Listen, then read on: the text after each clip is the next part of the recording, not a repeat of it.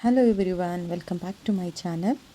ಇವತ್ತು ನಾನು ನಿಮಗೆ ಬಾಳೆಹಣ್ಣಿನ ದಿಂಡು ಅದ್ರದ್ದು ಪಲ್ಯ ಹೇಗೆ ಮಾಡೋದು ಅಂತ ಹೇಳ್ಕೊಡ್ತಾ ಇದ್ದೀನಿ. ಇದರಲ್ಲಿ ತುಂಬ ಬೆನಿಫಿಟ್ಸ್ ಇದೆ. ಹೇರಿಗೆ ಒಳ್ಳೆಯದು, ಕಿಡ್ನಿ ಸ್ಟೋನ್ ಇರೋರಿಗೆ ತಿಂದರೆ ತುಂಬ ಒಳ್ಳೆಯದು, ಡಯಾಬಿಟಿಕ್ಸ್ ಇರೋರಿಗೆ. ಎಲ್ಲೂ ಸ್ಕಿಪ್ ಮಾಡದೆ ಲಾಸ್ಟ್ವರೆಗೂ ನೋಡಿ.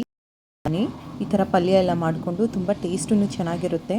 ನಾನಿವತ್ತು ಈ ವಿಡಿಯೋದಲ್ಲಿ ತೋರಿಸ್ಕೊಡ್ತಾ ಇದ್ದೀನಿ ಹೇಗೆ ಮಾಡೋದು ಅಂತೆಲ್ಲ. ಇದ್ರ ಜೊತೆಯಲ್ಲಿ ಡೈಲಿ 2 ಇಂದ 2.5 ಲೀಟರ್ಸ್ ನೀರು ಕುಡ್ಕೊಂಡು ಬನ್ನಿ, ತುಂಬ ಒಳ್ಳೆಯದಾಗುತ್ತೆ. ನೋಡಿ, ಬಾಳೆಹಣ್ಣಿನ ಗಿಡ ಇರುತ್ತೆ. ಆ ಗಿಡದಲ್ಲಿ ಅದು ಹಣ್ಣೆಲ್ಲ ಕಟ್ ಮಾಡಾದ್ಮೇಲೆ ಅದು ದಿಂಡನ್ನು ಕಟ್ ಮಾಡ್ತಾರೆ. ದಿಂಡು ಕಟ್ ಮಾಡಾದ್ಮೇಲೆ ಈ ಥರ ಸಿಗುತ್ತೆ ನಮಗೆ. ಒಳಗಡೆ ಇರುತ್ತಲ್ಲ, ಆ ಪಾರ್ಟ್ನ ನೀವು ತೊಗೊಳ್ಬೇಕಾಗುತ್ತೆ. ನಾನು ತೋರಿಸ್ಕೊಟ್ಟಿದ್ದೀನಿ ನೋಡಿ. ಅದು ಕಟ್ ಮಾಡಿ ಲೇಯರ್ ಓಪನ್ ಮಾಡಾದ್ಮೇಲೆ ಈ ಥರ ಸಿಗುತ್ತೆ. ಇದ್ರ ಒಳಗಡೆ ನೋಡಿ, ಈ ಥರ ವೈಟ್ ಕಲರ್ ಇರುತ್ತಲ್ಲ, ಆ ಲೇಯರ್ ಸಿಗುತ್ತೆ. ಅದನ್ನು ತೊಗೊಂಡು ನಾವು ಈ ಥರ ಸ್ಮಾಲ್ ಆಗಿ ಕಟ್ ಮಾಡ್ಕೋಬೇಕು. ನಾನು ಕ್ಲಿಯರಾಗಿ ಈ ವಿಡಿಯೋದಲ್ಲಿ ತೋರಿಸ್ಕೊಡ್ತಾ ಇದ್ದೀನಿ. ಈಗ ನೋಡಿ, ನಾನು ದಿಂಡು ತೊಗೊಂಡಿದ್ದೀನಿ. ಅದ್ರ 2 ಲೇಯರ್ ಮಾತ್ರ ಎಲ್ಲ ಕ್ಲೀನ್ ಮಾಡಿದ್ದಾರೆ, ಬಟ್ 2 ಲೇಯರ್ ಮಾತ್ರ ಬಿಟ್ಟಿದ್ದಾರೆ, ಬ್ಲ್ಯಾಕ್ ಆಗಿಬಿಡುತ್ತೆ ಅಂದ್ಬಿಟ್ಟು. ಸೊ ನಾನು ಅದನ್ನು ಕ್ಲೀನ್ ಮಾಡಿಕೊಂಡು ಈ ಥರ ಸ್ಲೇಸಾಗಿ ಕಟ್ ಮಾಡಿದ್ದೀನಿ. ಸೊ ಕಟ್ ಮಾಡಾದ್ಮೇಲೆ ಇಮಿಡಿಯೇಟ್ ವಾಟರಲ್ಲಿ ಹಾಕಿ ಅದಕ್ಕೆ 1 ಪಿಂಚ್ ಆಫ್ ಸಾಲ್ಟ್ ಹಾಕಿ, ಏಕೆಂದರೆ ತುಂಬ ಡಾರ್ಕ್ ಆಗಿಬಿಡುತ್ತೆ, ಕಪ್ಪಗಾಗ್ಬಿಡುತ್ತೆ ಅಂತ ಹಾಕ್ಬಿಟ್ಟು ಸ್ವಲ್ಪ ನಾರು ಥರ ಬರುತ್ತೆ, ಅದು ಕ್ಲೀನ್ ಮಾಡ್ಕೊಳ್ಳಿ. ಕ್ಲೀನ್ ಮಾಡಿದಾದಮೇಲೆ ನಾನು ನೋಡಿ, ಈಗ ಕಡಲೆಬೇಳೆ ತೊಳೆದುಬಿಟ್ಟು ನೆನೆಸಿಟ್ಟಿದ್ದೀನಿ. ಇದಕ್ಕೆ ಕಡಲೆಬೇಳೆ ಹಾಕಿದ್ರೆ ತುಂಬ ಚೆನ್ನಾಗಿರುತ್ತೆ. ಸೊ ತೊಳೆದು ಒಂದು 5 ಮಿನಿಟ್ಸ್ ನೆನೆಸಾದ್ಮೇಲೆ ಈಗ ಇದು ವಾಶ್ ಮಾಡಿಕೊಂಡು, ಈಗ ನಂದು ದಿಂಡನ್ನ ನೆನೆಸಿದ್ನಲ್ಲ ಅದನ್ನು ವಾಶ್ ಮಾಡಿ ಅದರಲ್ಲಿ ಹಾಕ್ತಾಯಿದ್ದೀನಿ ನೋಡಿ.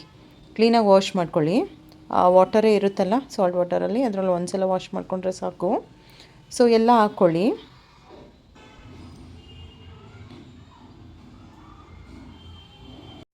ಎಲ್ಲ ಹಾಕ್ಕೊಂಡಾದಮೇಲೆ ಅಟ್ಲೀಸ್ಟು ನಮಗೆ ಒಂದು 5 to 6 ವಿಸಿಲ್ ಬರಲಿ, ಅದಕ್ಕೆಂದರೆ ಅದು ಚೆನ್ನಾಗಿ ಬೇಯಲಿ.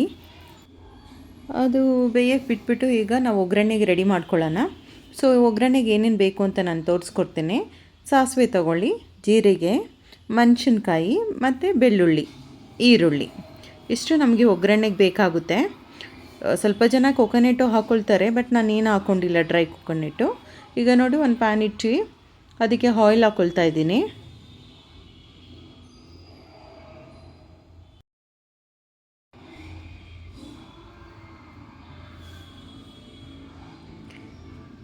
ಈಗ ಆಯಿಲ್ ಬಿಸಿ ಆಗಿದೆ. ಸೊ ಈಗ ನಾನು ಸಾಸಿವೆ, ಜೀರಿಗೆ, ಬೆಳ್ಳುಳ್ಳಿ ಮತ್ತು ಮೆಣಸಿನ್ಕಾಯಿ ಎಲ್ಲ ಒಟ್ಟಿಗೆ ಹಾಕ್ಕೊಂಡಿದ್ದೀನಿ. ಒಂದು ಚಿಕ್ಕ ಪೀಸು ಶುಂಠಿನ ಸ್ಮಾಲಾಗಿ ಕಟ್ ಮಾಡ್ಕೊಳ್ಳಿ, ಹಾಕ್ಕೊಳ್ಳಿ. ತುಂಬ ಚೆನ್ನಾಗಿರುತ್ತೆ, ಆ ಫ್ಲೇವರ್ ತುಂಬ ಚೆನ್ನಾಗಿ ಕೊಡುತ್ತೆ. ಈಗ ಎಲ್ಲ ಮಿಕ್ಸ್ ಆಗಿದೆ. ಈಗ ನೆಕ್ಸ್ಟು ನಾವು ಆನಿಯನ್ ಹಾಕ್ಕೊಳ್ಳೋಣ. ಈರುಳ್ಳಿ ಹಾಕ್ಕೊಂಡು ಸ್ವಲ್ಪ ಮಿಕ್ಸ್ ಮಾಡ್ಕೊಳ್ಳಿ, ಚೆನ್ನಾಗಿ ಸ್ವಲ್ಪ ಬೇಯಲಿ.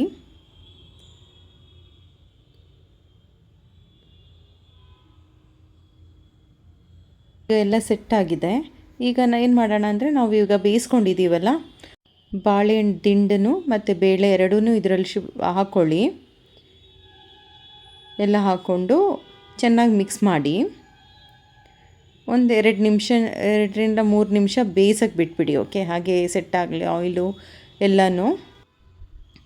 ಈಗ ರುಚಿಗೆ ತಕ್ಕಷ್ಟು ಉಪ್ಪು ಹಾಕ್ಕೊಳ್ಳಿ, ನೋಡ್ಕೊಂಡು ಹಾಕ್ಕೊಳ್ಳಿ. ಬೇಕು ಅಂದರೆ ಒಂದು ಲೈಟಾಗಿ ಒಂದು ಚಿಟಿಕೆಯಷ್ಟು ಟರ್ಮರಿಕ್ಕು ಹಾಕ್ಕೊಳ್ಳಿ, ಕಲರ್ ಚೆನ್ನಾಗಿರುತ್ತೆ. ಓಕೆ, ನೋಡ್ಕೊಂಡು ಹಾಕ್ಕೊಳ್ಳಿ. ಇನ್ ಕೇಸ್ ಏನನ್ನ ಬೆಂದಿಲ್ಲ ಅಂದರೆ ಸ್ವಲ್ಪ ವಾಟರ್ ಇರಲಿ. ನೋಡಿ, ಇವಾಗ ಬೆಂದುಬಿಡುತ್ತೆ ಎಲ್ಲನೂ. ನಾನು ಲಿಡ್ ಕ್ಲೋಸ್ ಮಾಡ್ತಾಯಿದ್ದೀನಿ, ಬೇಯುತ್ತೆ. ತುಂಬ ಚೆನ್ನಾಗಿರುತ್ತೆ ಟೇಸ್ಟು. ನೋಡಿ, ನಂದು ರೆಡಿಯಾಗಿದೆ. ನಾನು ರೆಡ್ ರೈಸ್ಗೆ 2 ಪಲ್ಯ ಇಟ್ಕೊಂಡಿದ್ದೀನಿ. ತುಂಬ ಚೆನ್ನಾಗಿರುತ್ತೆ ಟೇಸ್ಟು. ಏನು ಕರಿ ಏನು ಬೇಕು ಅಂತಲೇ ಅನಿಸೋದಿಲ್ಲ. ರೈಸ್ನೂ ನಾವು ಇದರಲ್ಲೇ ತಿಂದ್ಬಿಡ್ಬೋದು, ಆ ಥರ ಟೇಸ್ಟಾಗಿರುತ್ತೆ. ಇಲ್ಲಾಂದರೆ ನಿಮಗೆ ಈವ್ನಿಂಗ್ ಸ್ನ್ಯಾಕ್ಸ್ ತಿಂತೀರಲ್ಲ, ಲೈಕ್ 4-4:30ಗೆ, ಅದಕ್ಕೂ ನೀವು ಈ ಥರ ಮಾಡಿಕೊಂಡು ತಿನ್ಬೋದು. ಸೊ ವೀಕ್ಲಿ ಒನ್ಸ್ ಮಾಡಿ ಸಾಕು, ಏನು ರೆಗ್ಯುಲರಾಗಿ ತೊಗೊಳ್ಳೋ ನೆಸೆಸಿಟಿ ಇಲ್ಲ. ವೀಕ್ಲಿ ಒನ್ಸ್ ತಿಂದ್ರೇ ಚೆನ್ನಾಗಿರುತ್ತೆ, ಸಾಕು. ಅದು ಹೊಟ್ಟೆಲೆಲ್ಲ ಕ್ಲೀನ್ ಆಗುತ್ತೆ, ನಿಮ್ಮ ಹೇರ್ ಗ್ರೋತ್ ಆಗುತ್ತೆ, ವೆಯ್ಟ್ ಲಾಸ್ಗೂ ಇದು ತುಂಬ ಒಳ್ಳೆಯದು. ಮತ್ತು ರಕ್ತಹೀನತೆಗೆ, ಶುಗರ್ ಕಂಟ್ರೋಲ್ಗೆ, ಗ್ಯಾಸ್ಟ್ರಿಕ್ ಎಲ್ಲದಕ್ಕೂ ಒಳ್ಳೆಯದಿದೆ. ಒಂದ್ಸಲ ಟ್ರೈ ಮಾಡಿ. Thanks for watching.